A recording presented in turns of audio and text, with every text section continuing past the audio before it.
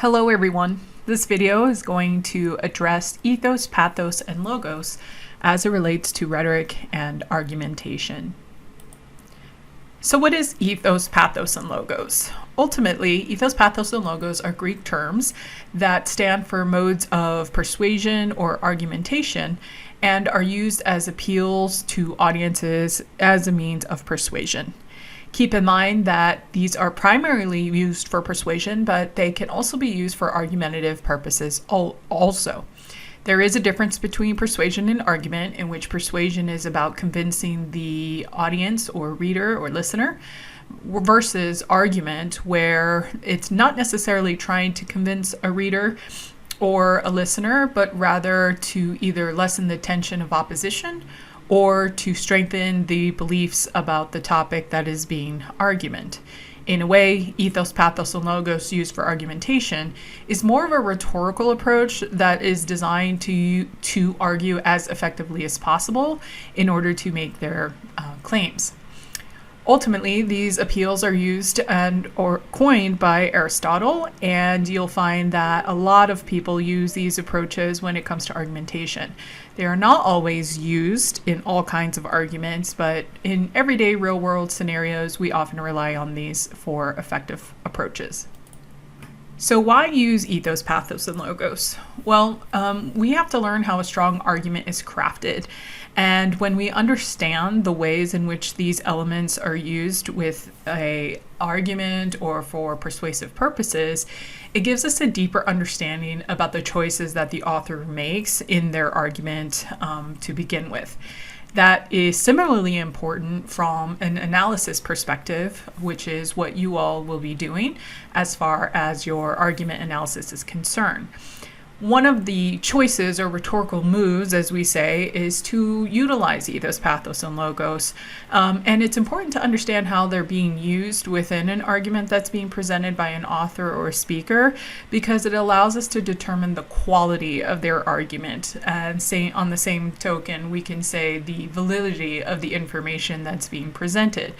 And since the goal of argument is to present as best as possible valid claims or points, we want to, as readers, try to determine what conclusions we can draw about their arguments, and again, whether or not we choose to accept or deny them. So what is ethos? Essentially, ethos is used to convey the writer's credibility and authority, since anytime we are creating an argument or attempting to persuade, we often, as a writer, especially in the rhetorical situation, want to consider our role in relation to the topic that's being argued. So ultimately, do we have enough credibility, trustworthiness, and authority to even begin making this argument?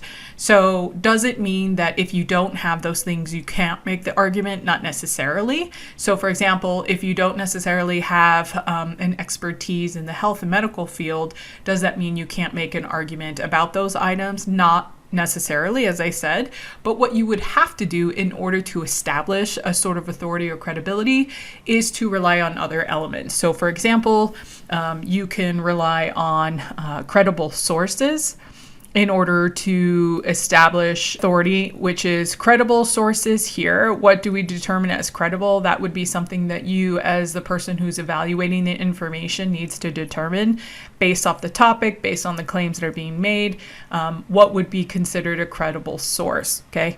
And so that would require sometimes research on your end, corroborating information, determining where the information is being published, and so forth. So the other is choosing appropriate language as well. Sometimes authors will intentionally use language, we call these fallacies, as a means to establish bias or to try to persuade you in sneaky ways. So if appropriate language is used, then that establishes credibility in many cases. So the other two is demonstrating that they've acknowledged or at least fairly examined the issue. This is done by whether or not they use counter arguments. Now, they don't always necessarily have to do that, but integrating counter arguments strengthens the argument, of course, if presented effectively and unbiasedly, naturally. And that is one way. They demonstrate by the language choices that they use and the kinds of examples that they use as well. So are they introducing their own professional, academic, or authorial credentials? Are they introducing their own personal experience with the issue and using correct grammar and syntax? While this is on the bottom of the list, obviously, doesn't necessarily establish credibility always. Like I said, grammar and syntax is only a part of it, but may not necessarily be important depending on the platform in which the argument is being made. But in relation to personal experience with the issue, this is anecdotal, as we talked about in the other videos. Relying solely on personal experience might not be the best approach, so this could be a negative ethos, but including personal experience as part of some of these other elements here, of course, would strengthen it because it gives us firsthand account in understanding, or at least if they're making an argument about other people, being able to empathize, okay? Next, we have pathos. So pathos is an appeal to the emotions, and because we are human beings, naturally, we are affected by our emotions. And one of the things that we have to consider when evaluating information is to determine how the author is utilizing the appeal to emotions. Now, in some cases, those who argue and rely solely on pathos often tend to be a little bit more weak in their argumentative approach. And then those who incorporate pathos along with other approaches and elements like logic and, of course, ethos, credibility, tends to be okay because it just depends on how they're actually implemented in the argument. So, for example, an author can choose to execute this by, making deliberate word choices. So, syntax choices, for example. In the news media, naturally, we see things like protest, right? And if they say, protest, and then another one decides to use something like, I don't know, we can say a radical protest, for instance. By adding that additional word there, we're a little bit influenced by those ideas, right? If we say radical, it tends to have a negative connotation, whereas a protest tends to have a more positive connotation, peaceful, obviously. So we see why we add some of those things there. Now, using meaningful language and examples, the same thing. We will use examples and stories a lot of the time. They can be used as evidence for things and also for ethos. So the choices that the author makes about their examples and stories, you want to determine whether or not they are effective in the sense of that it's supporting the argument or claim, or are they just attempting to use it to manipulate, right? And so that's something that you'll have to determine, okay? Now, what does it mean to appeal to the emotions? Well, ultimately, we rely on Maslow's hierarchy of needs. This is a way that we can actually approach, appealing to emotions, for example. And so in this regard here, we can see that there are key emotional appeals, right? So these four appeals tend to be the most powerful ones: sympathy, fear, love, and anger, right? And with sympathy, if we use terms that evoke that notion, that gives the reader a positive experience, right, with the author, because they're demonstrating that they understand or they have sympathy or empathy, right? But in order to understand if they're using these terms, they might use something like underdogs or poor, sick, oppressed, and letting the viewer know exactly how they perceive that situation. Appeals to fear, of course, are awareness to danger, trouble, things like that. And when you appeal to fear, there is, it's scary, obviously. And so if they appeal to fear only, then they're evoking a reaction in a sense to take action, right? And that kind of works along with anger as well. And since anger, we're quick to react for anger and fear. We may not process information properly. And so sometimes this is the intent of the writer. So in using these approaches, for instance, we can see that self-actualization is at the top, right? Talks about morality, creativity, experience, purpose, and then, of course, acceptance. And these are huge when it comes to human behavior, right? So if people or authors are using language, for example, that kind of speak to morality or acceptance, and we see this a lot in political language and political discourse, obviously, people are more inclined to accept or, again, not evaluate what's really being said. And so sometimes this is used in a negative way, but again, it's your choice as a person who's evaluating the argument to determine how all of these elements are attempting to be used. Now, not all of them are used all the time, but again, consider those factors when you are evaluating arguments. Next, we have logos. And so logos is the logical approach. And more often than not, logos tends to be valued a bit more than the other two. Not to say that there is a hierarchy or anything like that. But the reality is people want solid reason and logic when they're engaging in argumentation for the most part. And so you're looking to ensure that when the author does present logic or information, data, facts, statistics, things like that, that they're clear, that they're logical, that there's clear connections between the ideas.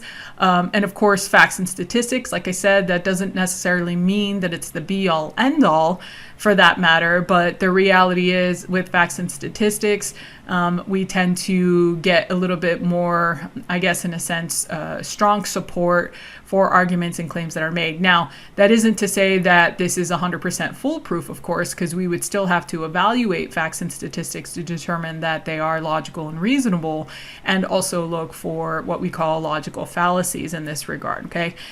In some cases, analogies, hypothetical situations, things like that are used, and what we're trying to do as people who are evaluating arguments, right, is to look for no or minimum holes as much as possible. And so if there are fewer holes in arguments, they tend to be stronger naturally as it relates to logic and reason. Not everything is going to be 100% or perfect for that matter, but we tend to look for logical fallacies. There are many of them. You will have a video on that to kind of evaluate how they're applied to real world situations. Ultimately, we are looking for, negative or wrong assumptions in relation to, ideas and how ideas are connected, especially when it comes to causal or causality, as we like to call it. Okay. So let's go ahead and look at a couple of examples. This is from an article entitled "Has Feminism Killed the Art of Home Cooking?" This is published in 2010 by Rose Prince. And so if we evaluate this, let's try to determine what each one is. So we have memories of food are powerful things. The sight of your mother cooking and the smells and delicious flavors can stick in the mind forever. Ready for reference later when you take up cooking for yourself. Not everyone enjoys the benefit of this nurturing cookery, but I did, and I owe great debt to feminine food. I can conjure up in an instant the scent of cloves on a roasted sugar gammon joint as it was taken from the oven, and the sight of my mother's hands protected by frayed string oven gloves. We'd eat hot slices of the juicy ham with flawless mashed potato and a sharp Cumberland sauce, okay? So right away, what do you identify about this piece of information? We know that there's a story being told. We have a key word here that is establishing notions of memories. And we have descriptive language that's being used, again, using certain kind of language, nurturing cookery, feminine food. And so these kinds of things are all able to do what exactly? Well, yes, they are used for pathos purposes, okay? And this is one way we can establish pathos, is by storytelling. Now, by doing this approach, it might try to evoke this notion of nostalgia, right? Which, again, can be a positive thing if the topic, of course, evokes a positive situation. In this case, trying to evoke nostalgia for those who can also remember, cooking with their mothers if they have had that experience. And with this description here, kind of visualization, if you will. Now, another approach that this could be considered is ethos as well. So in a way, this could be used for ethos because it is establishing that she has experience with cooking. More importantly, she has experience with whatever she deems nurturing cookery is, and whatever feminine food is. And of course, she says she owes a great debt to that. Okay, so these are two approaches that evoke pathos and ethos. Now, on its own, there's nothing necessarily wrong with it, but as a reader, in relation to the entire argument that's being presented and the article itself, you would have to determine her reasons, or rhetorical reasons, if you will, why she chose that, and is it used for or against for the particular audience that's being that this argument is targeted toward. Okay, let's look at another one. Here we have, when the feminist voices of the 60s made home cooking into a symbol of drudgery, they no doubt had the best intentions. Equality in the workplace was a noble cause, and a degree of sexual revolution was necessary. Domestic cooking was chucked aside as an irrelevance, an icon of a fairness to women, which allowed a very eager food industry to leap forward with the convenience food solution. So this is for the same article here. And with this one, what do we notice?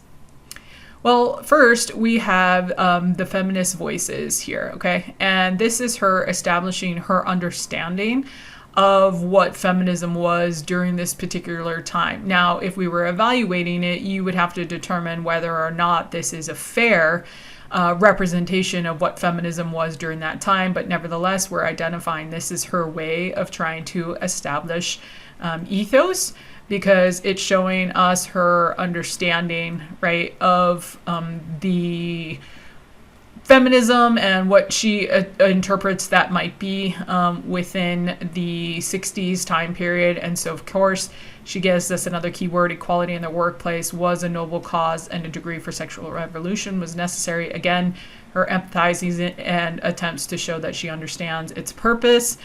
And finally, another attempt to understand the role, because the topic is about domestic cooking, or at least cooking in some regard, and her understanding of this. Again, we see here that this is her attempting to establish ethos. Now, one can attempt to say that this is also logos to some regard, right? Because she's attempting to claim that domestic cooking was chucked aside. Because we have the key word here was, we know that this is an equal sign in language, and we get this idea that domestic cooking equals chucked aside, and therefore, or as we say, as a result, right, we have the very eager food industry leapt forward to with the convenience food solution. So this is on its way to logos, but primarily here we would have our ethos. And finally, we have, yet though many say they aspire to cook, the consumption of convenience food continues to rise. There was a 300% increase between 1997 and 2008, according to a government report. Also revealed that there has been a 20% reduction in the time spent eating at home. Yet our time eating out averages 25 minutes per day, mostly spent in fast food joints. And with 70% of women in employment, it cannot please the architects of the gender revolution that we remain the main carers of children. So if you weren't able to already detect it right away, we have a bunch of statistics here, right? And all of these are focusing on the logos element, okay? And again, when it comes to evaluating, we've identified it here first, but we would have to determine what it's attempting to use. And so we have a good number of statistics here in relation to the short article that it is. And so we would have to evaluate what this is attempting to support, right? As well as this element and this element here. And if we had multiple claims, and you'll want to review the claims warrants and backing information, this is going to be its attempt at logos, and we would have to evaluate whether or not it's logical and reasonable for the different claims that she presents in her argument. And finally, last tips. Remember, the rhetorical situation is going to affect the author's choices of appeals, right? There's not going to be one right over the other. So when we're talking about the choices, what you're doing is evaluating those choices and determining whether or not they weaken or strengthen the overall argument, and being able to, of course, explain why that might be the case, okay? Next, as a reader, you have to determine whether these choices are appropriate. And then finally, these appeals can work for or against an author. It all is determined on the rhetorical situation.